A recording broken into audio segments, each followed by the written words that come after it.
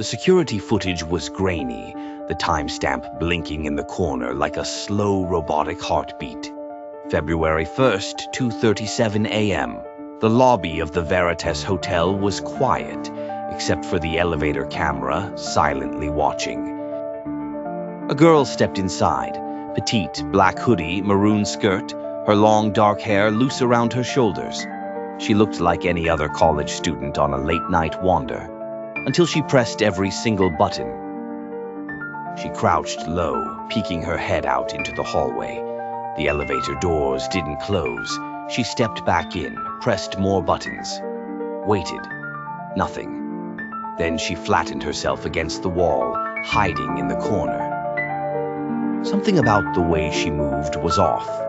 Not panicked exactly, but frantic, timed, like she was mimicking fear or trying to outpace it.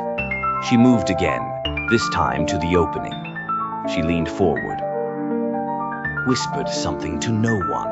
Her hands floated through the air, making slow, strange gestures. Her mouth moved, but no sound came. Then, just like that, she stepped out of the frame. The elevator doors closed. The footage ends there. When the police released it, the internet exploded. Reddit threads, YouTube analyses, TikTok theories with voiceovers and glitchy zoom-ins.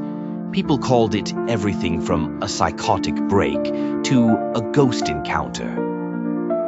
Paranormal forums tore it apart, frame by frame. Some claimed to see a shadow behind her. Others swore she was playing something called the elevator game, an urban legend about opening a portal to another world. But none of that explained what happened next, because for the next 5 days, no one saw the girl again. Her name was Katie Chen, 21, a student at Pacific Northwest University who had been solo traveling. According to hotel records, she checked into room 1408, booked for 4 nights. She never checked out. And when housekeeping finally entered, they found the bed untouched, her suitcase still packed, but Katie was gone. Downstairs, guests had begun to complain about the water. Katie Chen had always felt a little invisible. On campus, she moved like vapor between lecture halls and coffee shops, always alone, always observing. Her blog, katieintheski.tumblr.com, was her real voice. It was scattered with confessions, poetry, blurry photos of clouds from airplane windows, and diary entries dressed as metaphors.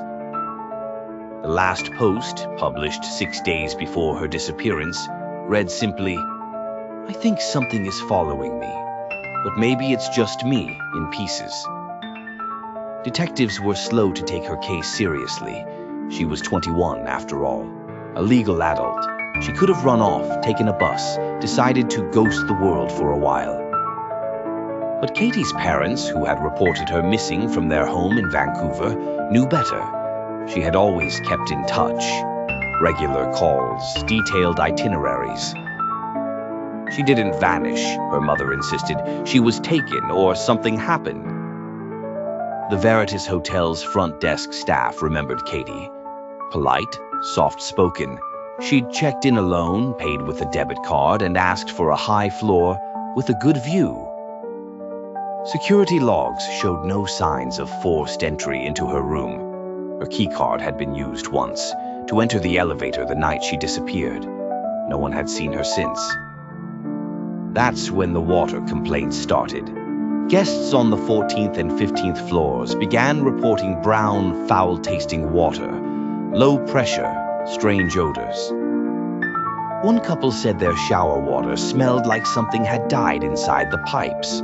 Another guest claimed the sink water came out thick with a pinkish film around the edges. Hotel maintenance sent a worker to check the rooftop tanks. That's when the police got involved again. Katie's belongings had been untouched. Her purse was still on the dresser, passport in the drawer, medication, antidepressants, anxiety meds, still in the pill organizer. But her laptop was missing, so was her phone. Both would remain missing, even after what they found in the water. A few online sleuths tried to piece together her route leading up to the Veritas stay. Amtrak tickets, hostel check-ins, Instagram location tags. Everything led back to that elevator, that single silent video that didn't make sense. And then the maintenance worker climbed the ladder. The Veritas Hotel had always been a strange place. Built in 1928, it opened during Prohibition, hosting jazz musicians, bootleggers, and whispered affairs. The architecture was Gothic, sharp edges, stone gargoyles, a red neon sign that flickered Verita when the S burned out. But locals knew it by another name, the Suicide Hotel. Over the decades, dozens of people had died there. Some jumped from high windows, others were found in bathtubs. In 1964, a transient woman known only as Evelyn D. was found stabbed to death in her room, 1408. Her murder was never solved. In the 80s, a serial killer rumored to be living on the 14th floor went uncaught for years, slipping in and out among tourists. Strange things clung to the Veritas like mold. Staff whispered about the elevator always getting stuck. The 13th floor button never existed, but guests sometimes claimed they ended up there anyway. Housekeepers reported hearing phones ring in empty rooms. One claimed she saw a man walk through a locked hallway door. Katie had unknowingly booked one of the most haunted rooms in the building, 1408. Police discovered the rooftop hatch to the water tanks had been locked. Alarms should have sounded if someone tried to access them. But somehow Katie had gotten up there. The ladder was steep, surrounded by a 10-foot wall. No fingerprints, no footprints on the roof. When they opened the tank, the smell hit first. Katie's body floated face up in the dark water. She was nude, her clothes settled at the bottom. Her body showed no signs of trauma, no bruises, no broken bones, no struggle. Toxicology found no drugs in her system beyond her prescribed medication. Cause of death, accidental drowning, but that didn't explain how she'd gotten in, or why her phone and laptop were missing, or why the lid had been closed, and it certainly didn't explain the footage. It started as a fringe theory, a late-night post buried on a paranormal message board. Someone suggested that Katie's strange behavior matched a ritual urban legend from Korea and Japan known as the elevator game, a way to enter another world. The rules were oddly specific. You must be alone. Press floors in a certain order, 4, 2, 6, 2, 10, 5. If done correctly, a woman may enter. She won't speak.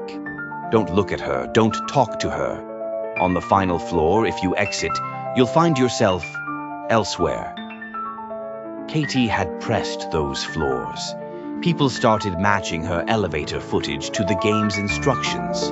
Her behavior, the hiding, the peeking out, the talking to no one, all matched. As absurd as it sounded, the theory spread like wildfire. TikToks popped up claiming people tried it. A few even claimed to see the same woman. Some believed Katie never left the elevator. Others said she came back wrong. The police, of course, dismissed it. It's just a game, they said. But then strange reports began surfacing from new guests at the Veritas. One woman said her elevator stopped on the wrong floor, despite her not pressing any button. A man claimed he heard knocking, coming from inside the tank room. A child told his parents that the wet girl in the hallway smiled at me. Room 1408 was permanently taken off the booking list. But the strangest piece of all came months later. A plumber working in the sub-basement found an old maintenance phone. It was sealed in the wall behind some piping. It wasn't logged. It had voicemail. One message, muffled, a voice whispering, "Don't go out. She's still in the hallway." The timestamp, February 1st, 2:43 a.m., 6 minutes after Katie disappeared. The case was officially closed. The coroner filed it away as an accident. A girl with mental health struggles, a history of anxiety, and a tendency to overthink. That's how it was framed. The parents disagreed, of course. So did the internet. So did anyone who watched the footage more than once. There were too many things that didn't add up.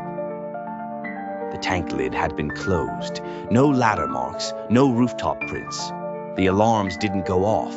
Katie had no drugs in her system. Her laptop and phone, never found. And what about the voicemail? The shadow in the elevator footage? The gestures she made, like she was mimicking someone standing just outside the doors? A year after her death, a guest who unknowingly stayed on the same floor filed a noise complaint. He said someone was running up and down the hallway, knocking on doors at 3 a.m. Security checked. No one was there. When he returned to his room, he found the water running in the bathtub. Katie's case became an unsolvable loop. Online forums grew obsessed, analyzing, debating. But over time, interest faded. New stories took its place. The Veritas was rebranded as a luxury boutique hotel with a new name and a new logo. The rooftop tanks were sealed permanently. But the elevator still works. And sometimes, just sometimes, when the hotel is quiet and the night is thick, you'll hear the doors open on the wrong floor. Or catch a flash of maroon disappearing around the corner. And if you're really unlucky, the elevator might just take you for a ride you didn't ask for. And when the doors finally open again, you might not be in the same world you started in.